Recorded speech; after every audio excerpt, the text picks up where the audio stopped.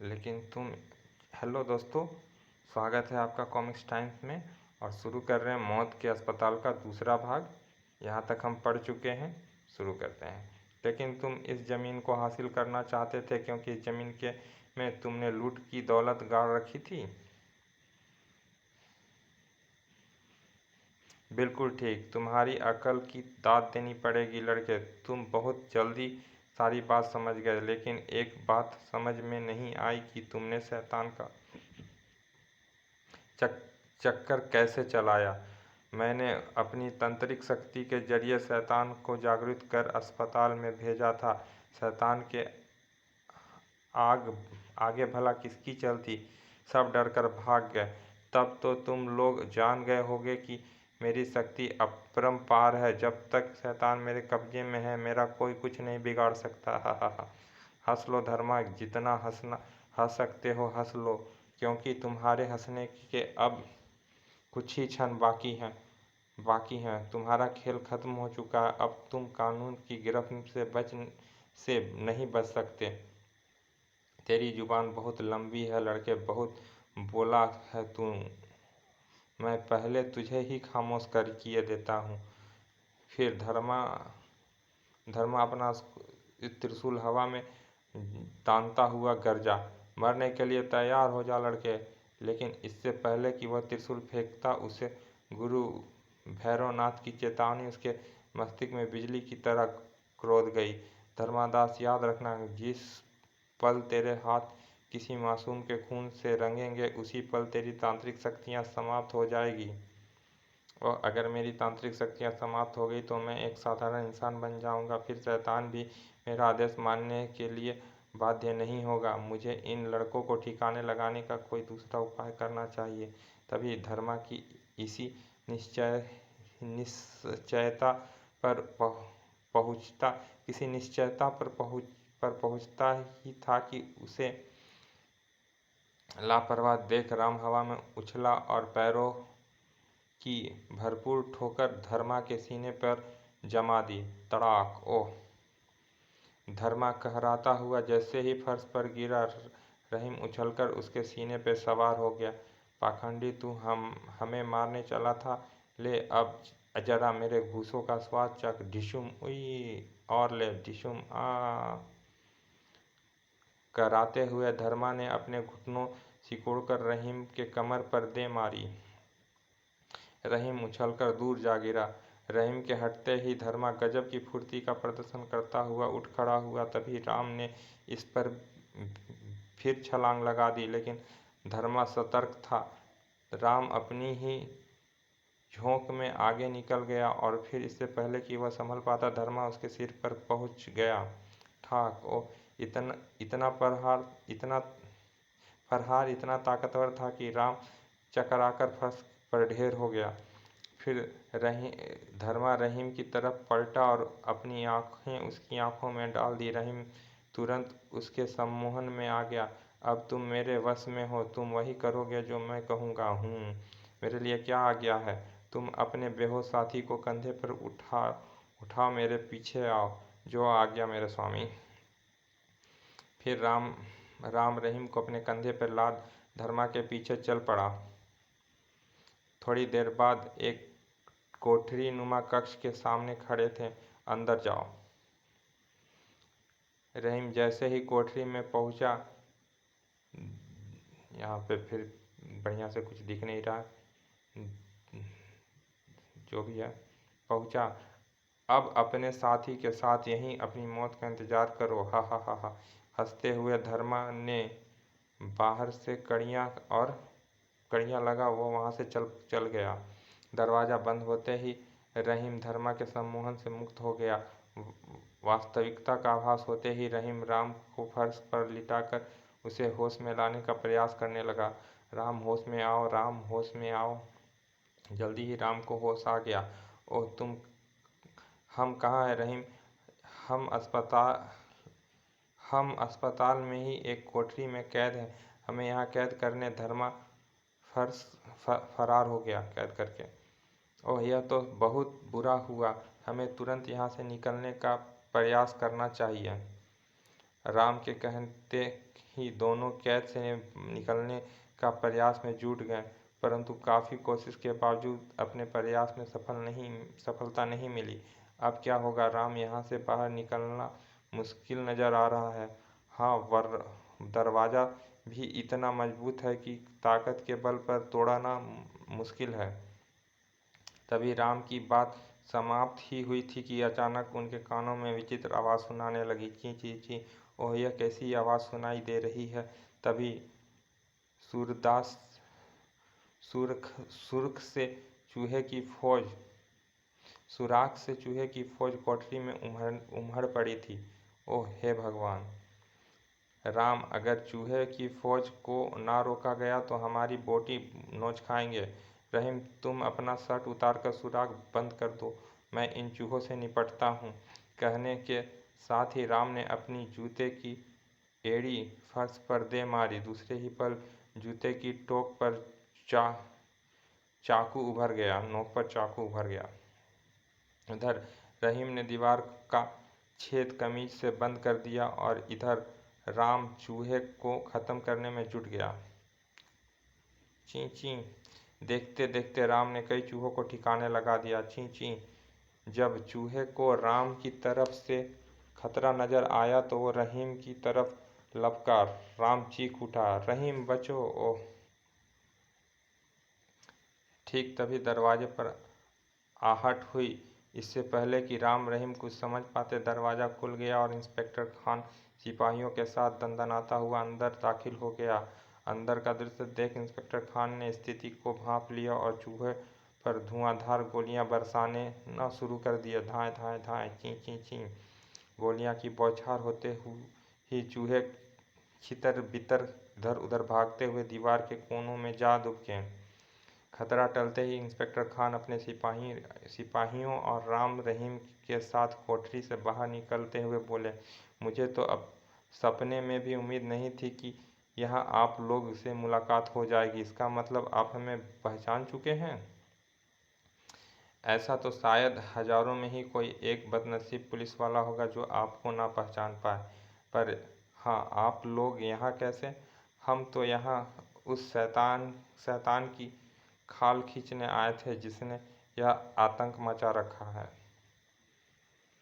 पर यदि आप समय पर ना पहुँचते तो उसने हमारी बोटियाँ नुचवाने का पूरा बंदोबस्त करवा दिया था। तब राम आश्चर्य प्रकट करते हुए बोला, इंस्पेक्टर अंकल, आप हमारी मदद को कैसे आ पहुँचे? हमने तो किसी को भी यहाँ पहुँचने की सूचना नहीं दी थी। दरअसल मैंने अपने एक आदमी इस इमारत पर निगरानी पर तैनात कर दिया था ताकि यहाँ आने जाने वाला हर आदमी की जानकारी मुझे मिलती रहे। उसी ने मुझे आप लोगों को अस्पताल में दाखिल होने की सूचना दी थी। ओह, फिर तो आपके आदमी ने धर्मा को भी यहाँ से आते और फरार होते देखा होगा। इंस्पेक्टर खान हैरत से आंखें फाड़ता हुआ बोला, धर्मा? कौन धर्मा? तब राम सारी बात विस्तारपूर्वक बताने के बाद बोला, इसका जल्द से जल्द गिरफ्तार होना बहुत ज़रूरी है। वह बचकर कहाँ जाएगा? आप लोग चलिए मेरे साथ। तत्पश्चात इंस्पेक्टर खान राम रहीम के साथ ले वहाँ से चल पड़ा और इंस्पेक्टर खान ने जीप पुराने मंदिर के निकट पहुंचकर रोक दी। फिर उन्होंने पुराने मंदिर का चप्पा चप्पा छान मारा, परंतु तांत्रिक धर्मादास उसके हाथ नहीं लगा। अतः इंस्पेक्टर खान निराश स्वर में बोला, लगता है धर्मा यहाँ इलाका छोड़ गया है। नहीं इंस्पेक्टर अंकल, जब तक वह अस्पताल में गड़ी दौलत हासिल नहीं कर लेता यह इलाका छोड़कर नहीं जा सकता। आप अस्पताल में गड़ी दौलत निकलवाने का प्रबंध कीजिए। धर्मा वह दौलत हासिल करने वहाँ जरूर आएगा। ठीक है, मैं खुदाई का काम अभी शुरू करवाता हूँ। लगभग 1 घंटे बाद अस्पताल में फर्श की खुदाई का काम शुरू हो गया। अस्पताल के अंदर व बाहर शस्त्रधारी सिपाहियों का सख्त पहरा लगा दिया गया था। सुबह से शाम हो गई लेकिन किसी प्रकार का कोई अप्रिय घटना नहीं घटी। राम रहीम भी वहाँ मौजूद थे। इधर रात होते ही मंदिर के तहखाने में छुपे धर्मा ने शैतान को जगाने की क्रिया आरंभ कर दी। जंजीर में जकड़ा तांत्रिक भैरवनाथ उसे क्रूपित नज़रों से घूर रहा था। जागो शैतान जागो। तत्पश्चात धर्मा मंत्रों का उच्चारण करने लगा। धीरे धीरे खोपड़ी सुलगती हुई आग का गोला बन गई। तब धर्मा भयानक स्वर में बोला, तू प्यासा है शैतान, तुझे पीने के लिए खून चाहिए, मैं दूंगा तुझे खून, ले पी, जी भर कर पी। खच। भयानक खोपड़ी के इर्द गिर्द आग की लपटें उठने लगी और फिर लपटों ने विकराल रूप धारण कर लिया। थोड़ी देर बाद लपटें गायब हो गई और चबूतरे पर शैतान प्रकट हो गया। बोला, मैं आ गया, बोल तूने मुझे क्यों जगाया? मेरे दुश्मन मुझे बर्बाद कर देना चाहते हैं। जाओ और मेरे दुश्मनों को नेस्तनाबूद कर दो, ऐसा ही होगा। इतना कह वो शैतान चबूतरे से उतरकर एक और चल पड़ा। अब देखता हूँ मेरे खजाने को कौन हाथ लगाता है। इनमें से कोई जिंदा नहीं बचेगा, कोई नहीं। हा हा हा। धर्मा की हरकत देख बंदी तांत्रिक भैरवनाथ दुखी स्वर में बोला, ऐसा अनर्थ मत करो धर्मा, शैतान को वापस बुला लो। तू पहले ही काफ़ी निर्दोषों का खून बहा चुका है, अब भी वक्त है अपने पापों का प्रायश्चित कर लो। प्रायश्चित तो उन्हें करना पड़ेगा जिन्होंने मुझसे टक्कर ली है। हा हा हा हा। अब तुम्हें दुख हो रहा है कि मैंने तुझे तंत्र मंत्र विद्या क्यों सिखाई। तू तंत्र विद्या का दुरुपयोग कर रहा है, तेरा भला नहीं हो सकता। खामोश मूर्ख चटाक। ओह, मैं जानता था तू मेरे रास्ते में रुकावट डाल सकता है, इसीलिए मैंने तुझे बंदी बनाकर अपनी कैद में रख छोड़ा है। जब तू देखना, मैं शैतान की मदद से पूरी दुनिया को हिला कर रख दूंगा। यह तेरा भरम है धर्म, तुझे तेरी मृत्यु निकट नजर आ रही है। धर्मा, मुझे तेरी मृत्यु निकट नजर आ रही है। मैं खुद मौत का देवता हूँ मूर्ख, मौत मुझे क्या मारेगी। हा हा। धर्मा का कुर अट्टहासा कर उठा तांत्रिक भैरव। उधर अस्पताल में गड़ा धर्मा का खजाना बाहर निकाला जा चुका था। खजाना तो बाहर आ गया, लेकिन धर्मा नहीं आया। शायद वह जान चुका है कि वह भयानक गुर्राहट के आवाज़ सुन इंस्पेक्टर खान अपनी बात पूरी ना कर सके। अचानक सबकी निगाहें दरवाजे की तरफ उठ गई। गुर, ओ माय गॉड। ओह, तो तुम ही वो शैतान हो जिसने आतंक फैला रखा है। दूसरे ही पल इंस्पेक्टर खान दहाड़ उठे, शूट हिम। आदेश मिलते ही सिपाहियों ने शैतान पर गोलियां बरसा दी। धाएं धाएं धाएं। परंतु शैतान गोलियां को झेलता हुआ आगे बढ़ता रहा और सिपाहियों की सिट्टी बुट्टी गुम हो गई। ओह, गुर खचा। मौत का विकराल रूप देख अन्य सिपाही भाग खड़े हुए। भागो वरना हम सब मारे जाएंगे। ठहरो, मैं कहता हूँ, रुक जाओ। उन्हें रोकने की इंस्पेक्टर खान की कोशिश नाकाम सिद्ध हुई। तब इंस्पेक्टर खान अपना रिवॉल्वर शैतान पर तानता हुआ गरजा, तुम जो भी हो, रुक जाओ वरना। ओह।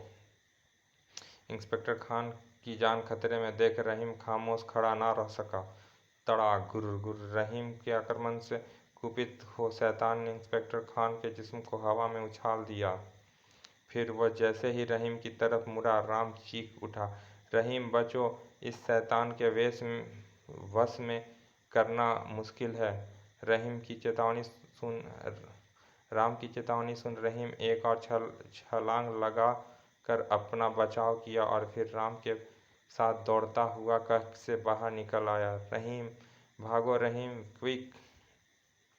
थोड़ी देर बाद वे अपनी मोटर बाइक पर सवार थे। राम, हम कहाँ जा रहे हैं? कहीं भी, पर अब यहाँ रुकना खतरे से खाली नहीं है। कहने के साथ ही राम ने मोटर बाइक दौड़ा दी। लेकिन अभी कुछ ही दूर गए थे कि चौंक पड़े। शैतान उनके सामने खड़ा था। गुरगुर, ओह घबराओ नहीं, अब क्या होगा रहीम, जल्दी कुछ करो।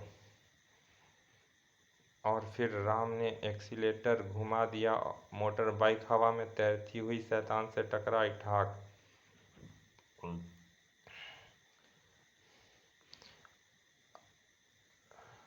रहा था, क्या था, शैतान से टकराई रहा था। वे दोनों इमारत के समीप ही खड़ी एक विपरीत दिशा में दौड़ पड़े, लेकिन शैतान बराबर उनका पीछा कर रहा था। पत्थरों से टकराया और पत्थर दूसरी तरफ लुढ़कता चल गया। रहीम ने दूसरी तरफ झांक कर देखा तो खुशी से चीख उठा, राम, यह तो कोई पुराना सूखा कुआं है, नीचे जाने का लिए सीढ़ियाँ भी है। ओह! राम तुरंत खड़ा होकर दूसरी तरफ झांकने लगा। अचानक एक विचार उसके दिमाग में